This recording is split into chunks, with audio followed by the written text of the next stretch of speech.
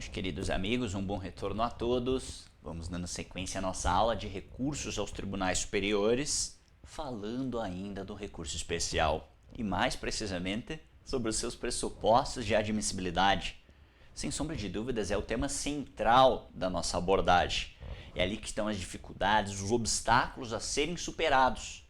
E essa análise não pode ser superficial, ela tem que ser profunda, verticalizada, trabalhando não apenas com os aspectos legais e constitucionais envoltos a esse tema, mas em especial com aquilo que vem da prática, do dia a dia forense, fruto da jurisprudência das cortes superiores.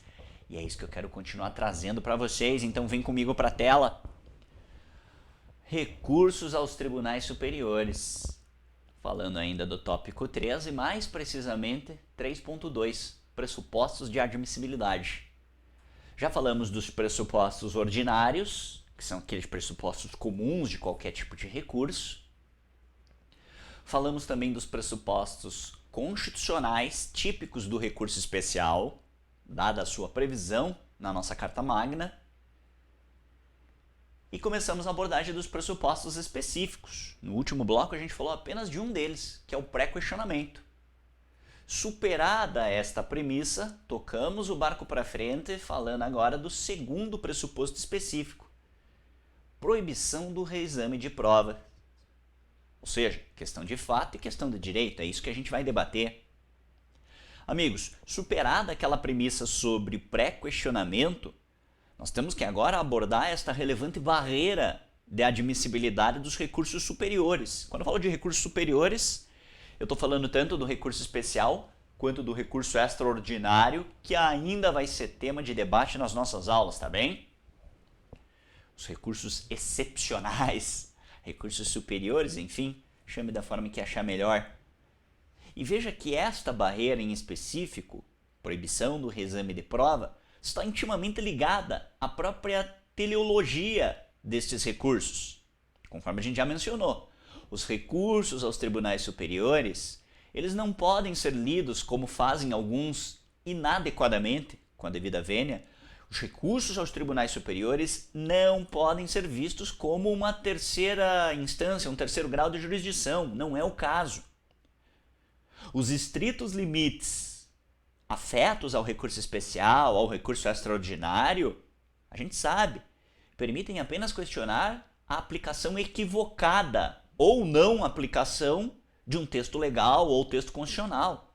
Ou seja, eles visam esses recursos somente, apenas, a escorreita aplicação do direito, ou seja, matéria jurídica, não matéria fática, não caso concreto.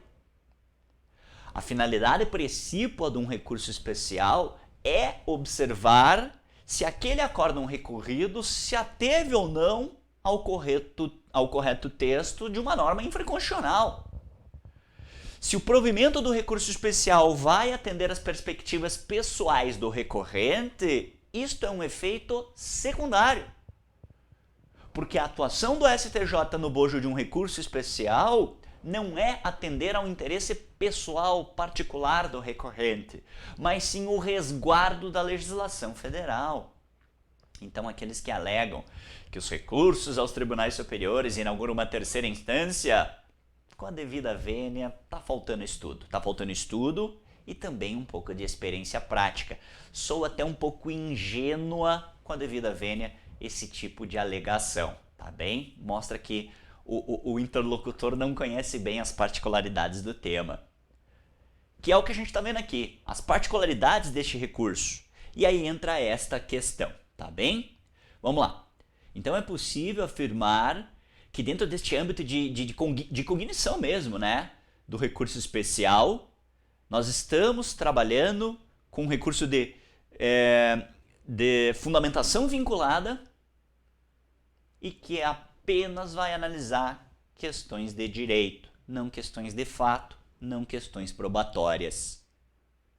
Ou seja, a cognição deste recurso ela é uma cognição restrita, não ampla, como é, por exemplo, num caso de apelação, né? E, meus amigos, isto é especialmente delineado pela famosa súmula 7 do STJ, que diz a pretensão de simples reexame de prova não enseja recurso especial. E, em paralelo, seguindo a mesma linha, cito também a súmula 279 do STF, que diz que para simples reexame de prova não cabe o recurso extraordinário. E para complementar essa breve explanação, eu trago aqui na tela alguns julgados em que estas súmulas foram chamadas à voga para rejeitar, para não admitir, seja um recurso especial, seja um recurso extraordinário. Então cito aqui um julgado do STJ, que diz, cabe às instâncias ordinárias, é o TJ, é o TRF que tem que fazer exame de conteúdo fático probatório, não o STJ. Julgado recente, relatoria do ministro Neff de 2020, aqui um outro também do STJ, relatoria do ministro Ribeiro Dantas, ainda mais recente, de 2021. Algumas temáticas impedem o conhecimento do recurso especial porque implicariam no reexame de matéria fático probatório, o que é inviável neste recurso. Tá bem? E trago a título paralelo uma outra decisão, agora do STF, para demonstrar a aplicação da súmula 279, ressaltando uma vez mais que é inviável. Está aqui um julgamento, relatoria do ministro Barroso, de 2020. Tá bem?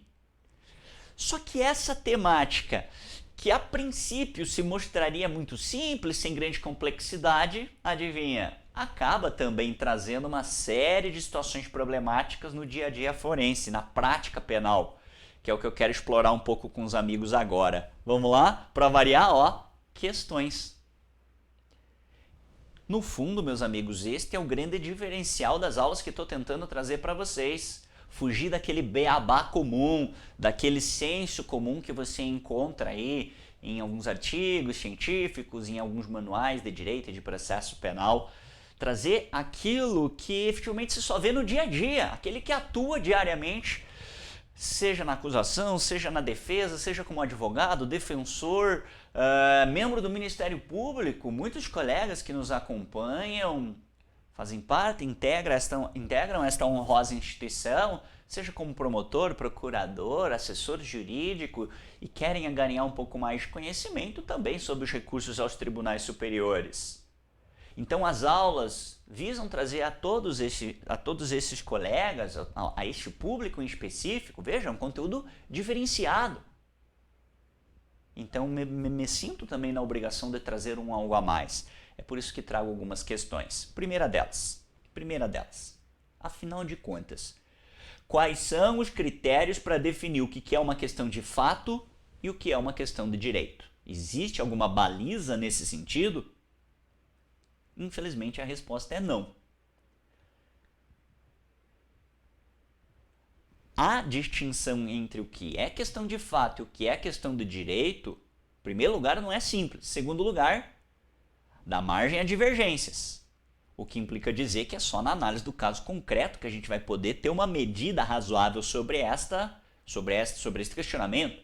Veja, a violação da ordem jurídica, ela pode ocorrer tanto na interpretação da norma em si considerada, como também na valoração equivocada de um determinado fato, o que, por certo, também vai levar a uma aplicação errada, equivocada do direito naquela situação.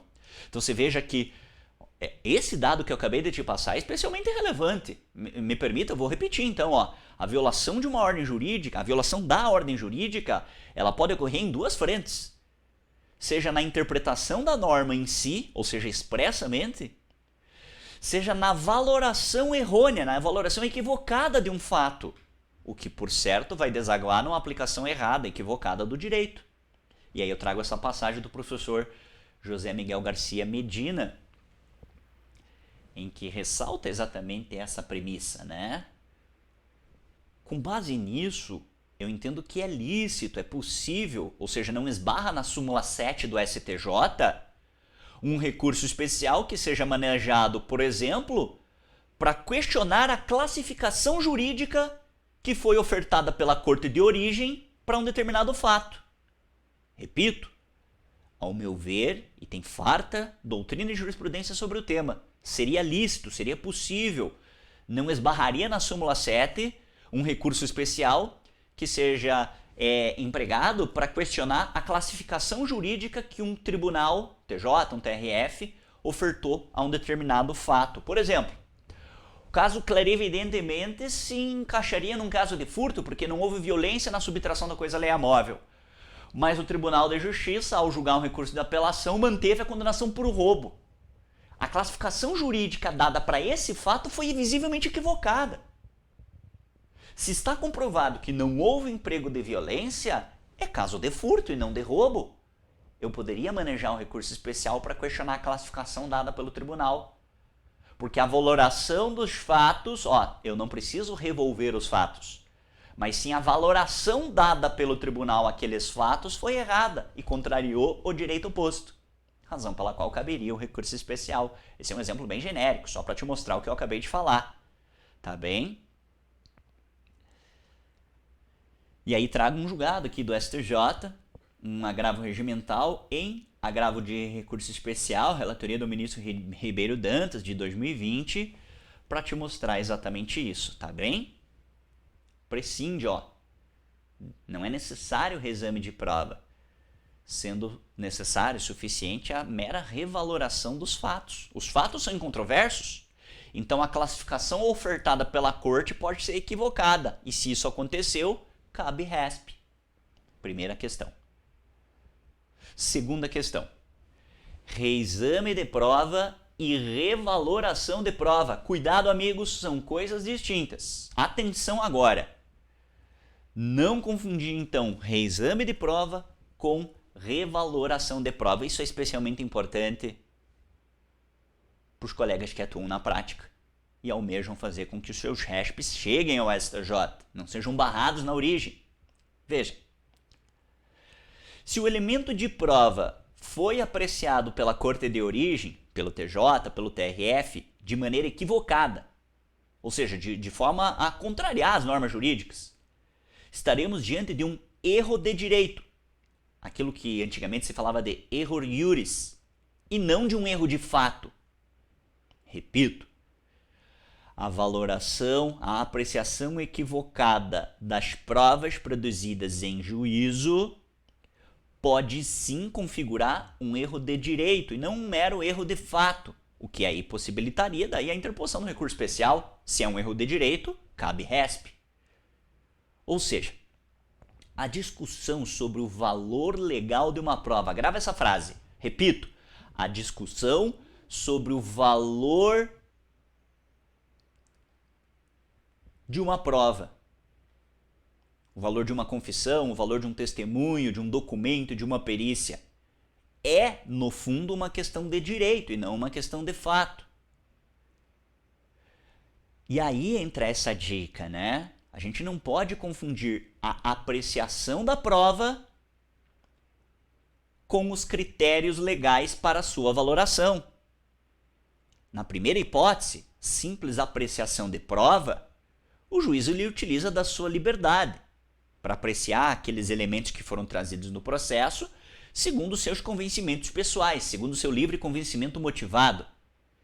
Isto, meus amigos, a apreciação de uma prova, por si só, não permite a interposição da RESP, porque esbarra na súmula 7.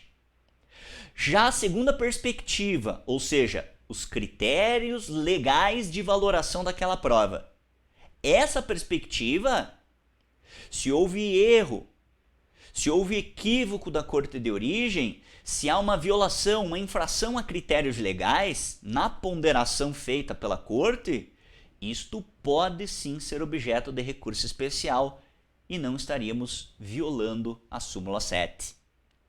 E é o que resume-se nesta frase, né, que está aqui na tela. Não confundir reexame com revaloração de prova. Reexame, por si só, não pode, é vedado nas instâncias superiores. Agora, a revaloração jurídica das provas, aí isso é possível, tá bem? Até aqui estamos caminhando junto?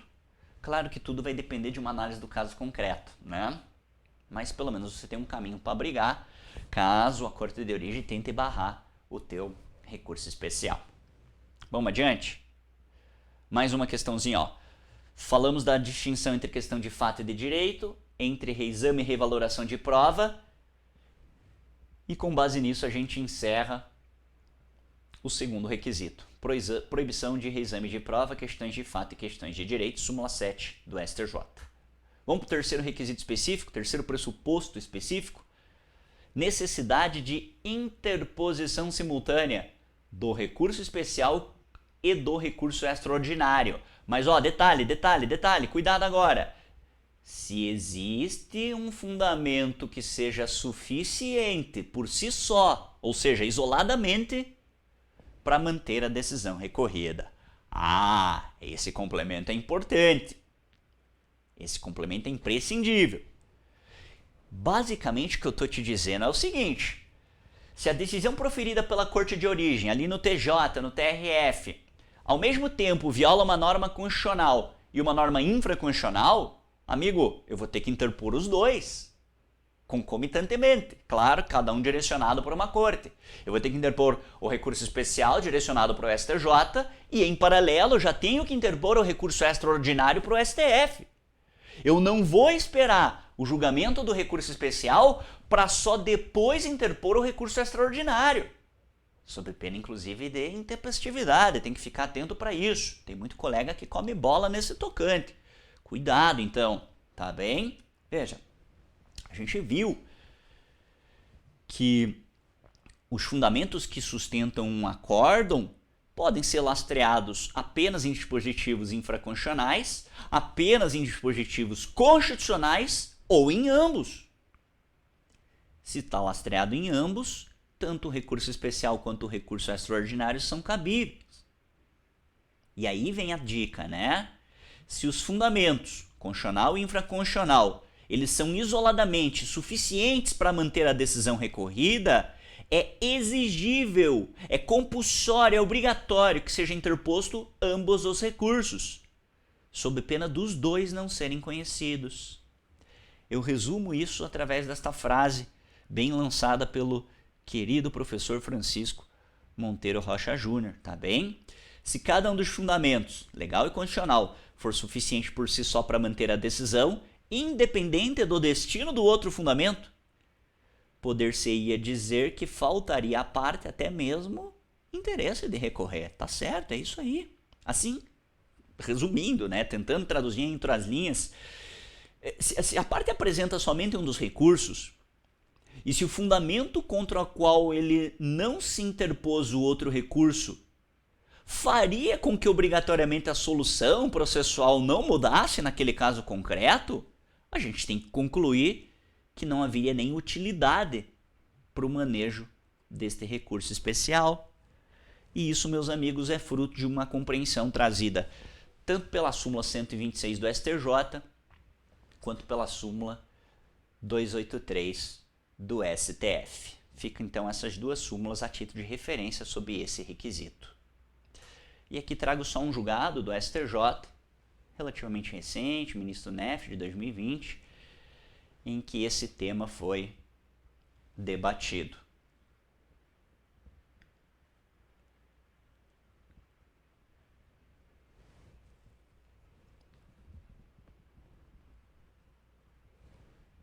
Ok?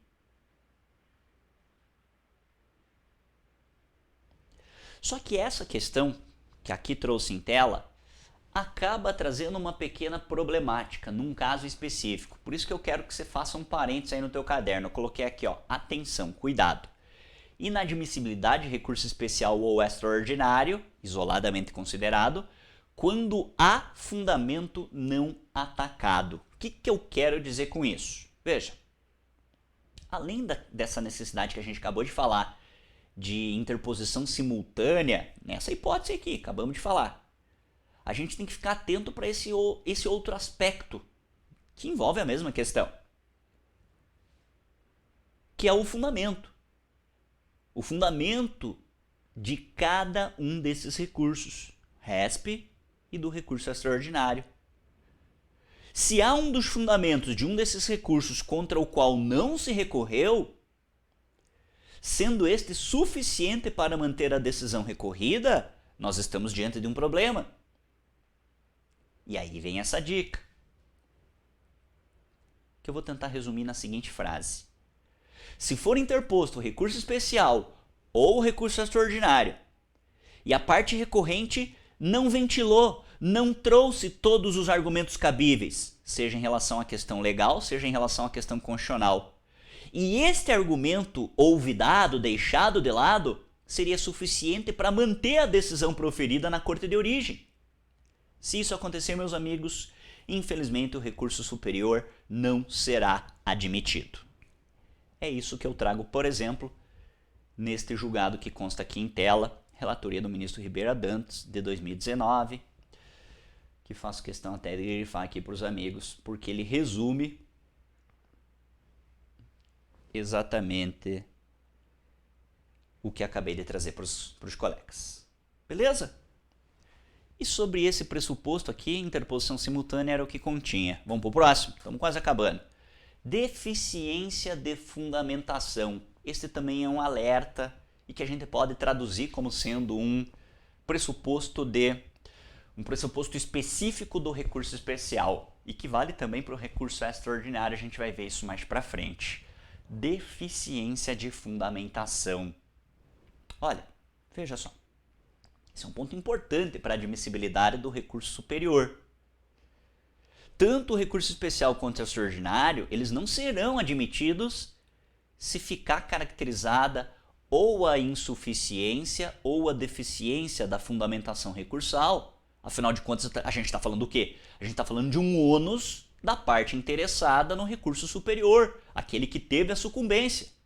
Ele tem que demonstrar de maneira adequada, de que maneira, de que forma, como a Corte de origem realizou essa ofensa ao texto legal ou ao texto constitucional, daí depende se é recurso especial ou extraordinário, né? E nesse tocante cito daí a súmula 284, que tem que ser superada. E como é que eu supero a súmula 284? Trazendo uma aprofundada fundamentação sobre os argumentos jurídicos que respaldam o meu recurso especial. Entrar a fundo, verticalizar a matéria, trazer doutrina, jurisprudência, enfim, o que for necessário para demonstrar que as razões que inspiram o teu recurso especial são razões plausíveis sob o ponto de vista jurídico. Então não é só lançar, o tribunal errou. Eu vou mostrar porque ele errou através de argumentos doutrinários, jurisprudenciais, de boa técnica jurídica. Então desenvolver as razões do seu recurso é um pressuposto imprescindível para a admissibilidade, sob pena de violar a súmula 284. E aqui trago um julgado do STJ, também relativamente recente, de 2019, da ministra Laurita, para demonstrar a necessidade de observância deste requisito. Tá bem? Amigos, essa súmula ela é empregada usualmente pelas cortes superiores quando, por alguma razão, né, os ministros não conseguem compreender a controvérsia que foi submetida à apreciação. É bem comum ver rejeição de recurso especial com base nessa súmula, o que com a devida vênia é até vergonhoso, né? Por quê? Porque a inadmissão de um recurso com base nesse fundamento, nessa súmula, deflagra uma falha, né? Um erro formal grave por parte do recorrente. Então, resumindo, resumo da ópera, não basta uma argumentação vaga, genérica, sob pena de esbarrar na súmula 284.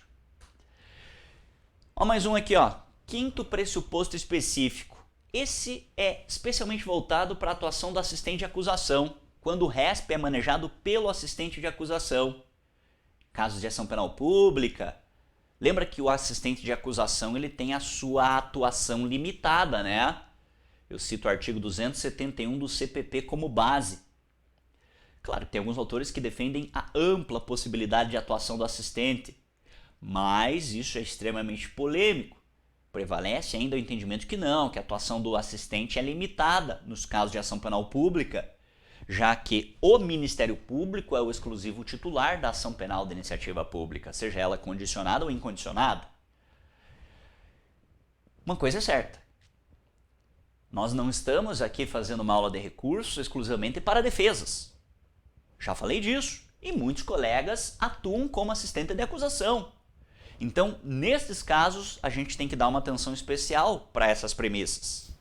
Veja, se eu for seguir a legislação processual CPP, a gente verifica que a atuação do assistente é bastante restrita.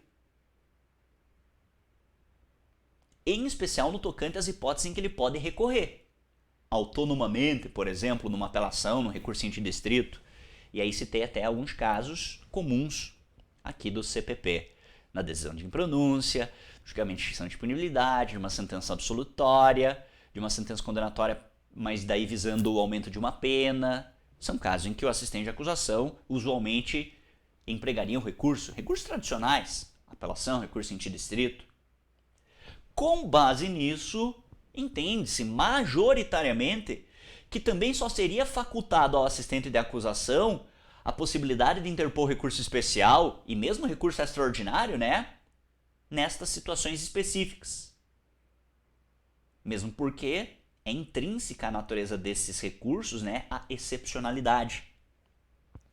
Só que tem um outro lado dessa história. Há quem defenda uma posição em sentido contrário. Que o assistente de acusação, habilitado nos autos, ele atua como parte também, ao lado do MP, e teria plenas possibilidades de recorrer, inclusive em recurso especial, inclusive em recurso extraordinário. Neste tocante eu gostaria de citar apenas a súmula 208 e a 210 do STF. A 208 que diz, o assistente do Ministério Público não pode recorrer extraordinariamente de uma decisão que concede habeas corpus. Ele não pode recorrer extraordinariamente de uma decisão que concede habeas corpus. O que não quer dizer que ele não possa recorrer de outras decisões.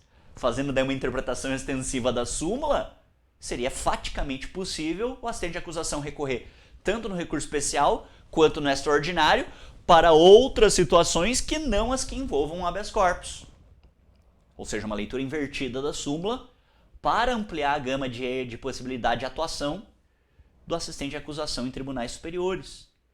E a súmula 210 é aquela que diz que o assistente do MP pode recorrer, inclusive extraordinariamente, na ação penal, lá nos casos do artigo 584 do CPP, ou seja, decisão de pronúncia, de extinção de punibilidade.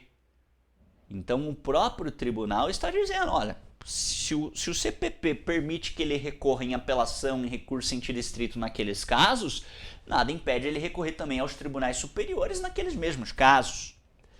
Tá bem? Resumo da ópera. Pode ou não pode, professor? O assistente de acusação pode ou não pode recorrer aos tribunais superiores? E a resposta é sim, pode sim, é afirmativa.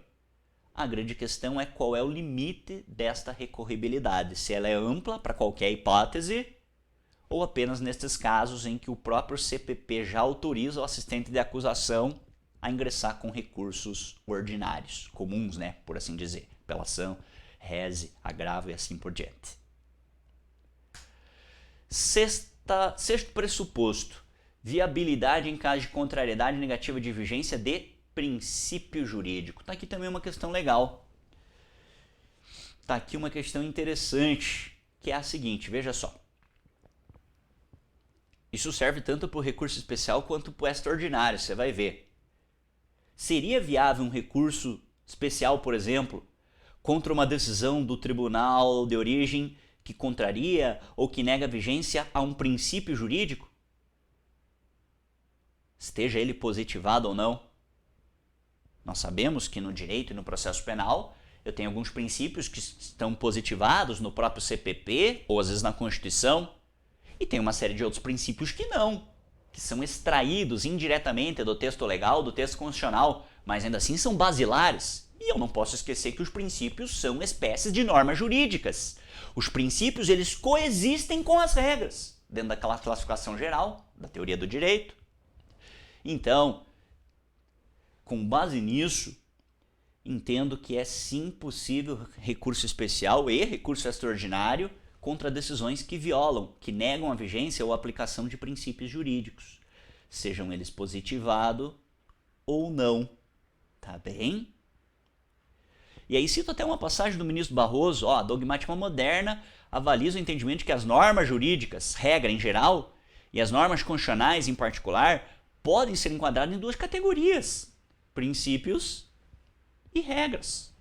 Então caberia RESP e recurso extraordinário contra uma decisão que violou princípios. E aqui trago um caso, um julgado, dos milhares que achei, em que se discute exatamente no bojo de um recurso especial a incidência ou não de um princípio. Neste caso aqui, do princípio da insignificância, que não tem previsão expressa na legislação. Mas isso deflagra que seria cabível RESP também para essa discussão, ok?